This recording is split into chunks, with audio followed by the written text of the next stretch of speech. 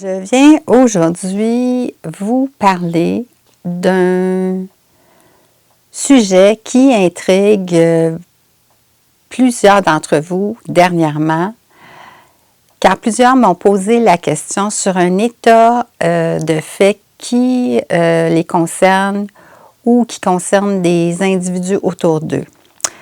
À savoir que ces gens-là sont en mal de vivre et se sentent pas bien dans leur peau et ils se demandent quelle peut bien être la source de cette problématique.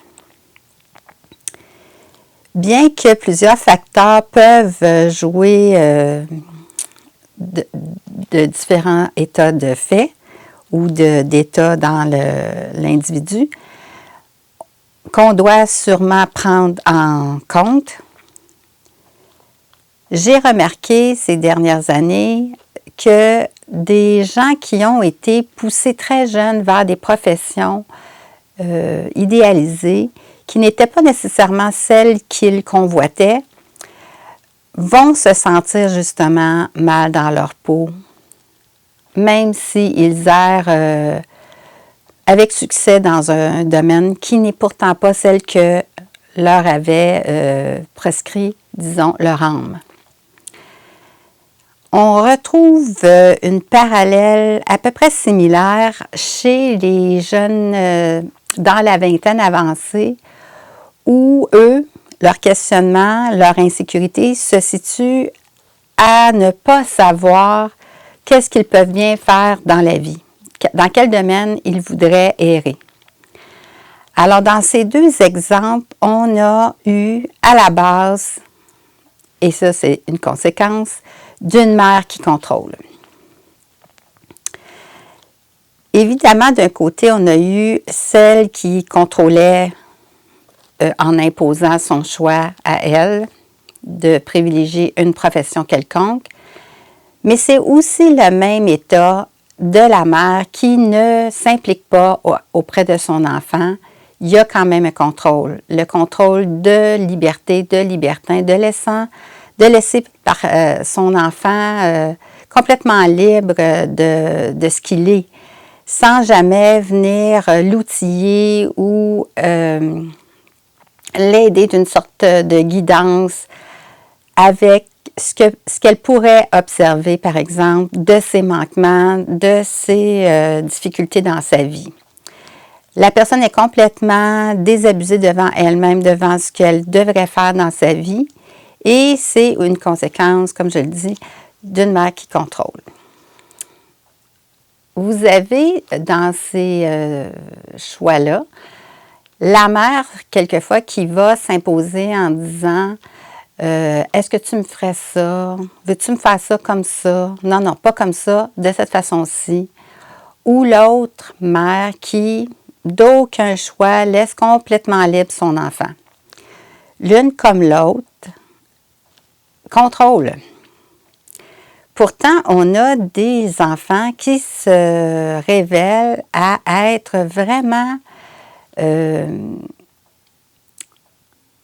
mal en point dans des situations. À savoir, il y a des enfants qui réagissent de ces conséquences-là à mentir, à voler, à tenter de faire les choses en tournant les coins ronds, qu'on pourrait dire.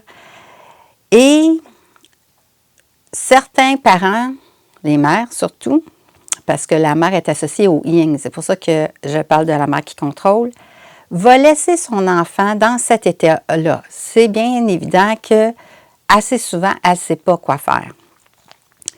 Une mère qui aurait pris le temps initialement dans sa vie de s'apprivoiser, de s'observer, de voir ses déséquilibres, aurait pu éventuellement arriver à s'équilibrer, à se maîtriser, à conquérir son autorité. Et bien évidemment, si elle aurait fait ça, elle aurait pu aussi reconnaître chez un futur conjoint cet même état d'être, d'un être complètement bien dans sa peau, malgré le fait qu'on a toujours à conquérir la vie, bien dans sa peau, assumé, responsable, fier de lui. Et d'un côté comme de l'autre, deux parents dans cette approche-là pourraient mieux voir chez leur enfant les déséquilibres qui doivent être amenés à l'enfant d'une façon très subtile, à l'aider, à le rassurer. Par exemple, vous avez des enfants qui sont incertains devant eux-mêmes, devant ce qu'ils ont à faire. Alors, la mère pourrait, par exemple, très tôt commencer à le laisser préparer son propre déjeuner en discutant, par exemple, ici et là avec lui sur les nutritions, qu'est-ce qui est bon pour la santé, mais de façon amicale, fraternelle, jamais en imposant à son enfant une forme de dictature. Il y aurait un rejet. Elle doit lui faire confiance, elle doit faire son approche comme si c'était un autre humain, parce qu'un petit être comme ça est aussi un être évolué. Il faut uniquement qu'il soit capable, par son âme, d'atteindre son intérieur. Bon, j'ai omis de vous parler de l'impression qu'on me pose la question sur pourquoi les gens se sentent si mal.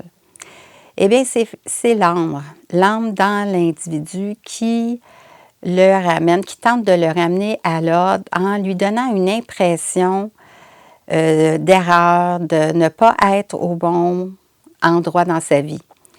Et c'est effectivement le cas. Elle va, l'âme, continuellement lui envoyer cette impression d'erreur qui peut aller jusqu'à un mal-être et la maladie pour justement le faire réaliser que ce n'est pas la profession, ce n'est pas, par exemple, le choix qu'il devrait appliquer dans sa vie. Bon, on a aussi, par exemple, des signes chez un enfant. Disons que la mère aurait pris conscience, aurait développé son autorité, sa maturité et pourrait distinguer chez son enfant un fort dénigrement, voire une absence d'estime de lui, quand elle essaie, par exemple, de l'initier à différentes activités pour que l'individu trouve une passion, développe un don, peu importe. Et l'enfant ne trouve absolument rien d'intéressant. Alors, on a un exemple à ce stade-là d'un enfant où son estime de lui n'est pas basée sur lui. Il y a une profonde insécurité qui le bloque entre lui et sa vie. Et le parent qui observe ça va plutôt tenter de trouver des alternatives à l'enfant dans sa vie très jeune pour qu'il apprenne à se rassurer lui-même. Et graduellement augmenter les petits défis en le laissant conquérir les choses et en discutant, par exemple, avec lui par la suite, quand il sera prêt, de savoir comment il s'est pris, comment elle-même aussi a dû conquérir des défis et quelquefois avoir des difficultés à reconnaître ce qu'elle avait à conquérir justement et comment elle s'y est pris, comment elle a entrepris différentes activités avec des gens de différentes sources, de différentes philosophies, afin de donner des moyens et de faire aussi connaître à son enfant que ce n'est pas seulement un type de personne qui réussit. Tout le monde a des défis à relever et on n'a pas tous du premier coup la façon d'y arriver. L'autre chose qui est super importante de voir dans la mère qui contrôle, c'est qu'une mère qui va imposer son état d'être, autant au niveau du contrôle, de la dictature ou d'un côté libertin, c'est que l'enfant va développer en lui une sorte de rejet, une révolte, des fois un côté rebelle, qui va se perdurer tout au long de sa vie. Rendu adulte, la personne a juste amplifié ses frustrations et c'est pourquoi elle n'est pas bien dans ce qu'elle fait.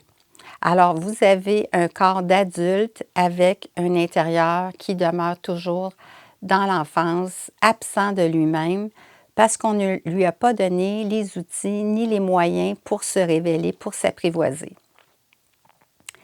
C'est donc un état qui nous démontre que l'adulte, comme l'enfant, a subi une mère qui contrôle de sa façon d'être. Alors, c'est autant un enfant qui est soumis à un autre ou un enfant ou un adulte rebelle.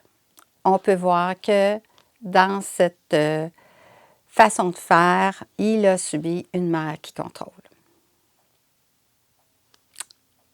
Et c'est tout. Je vous remercie. Au revoir.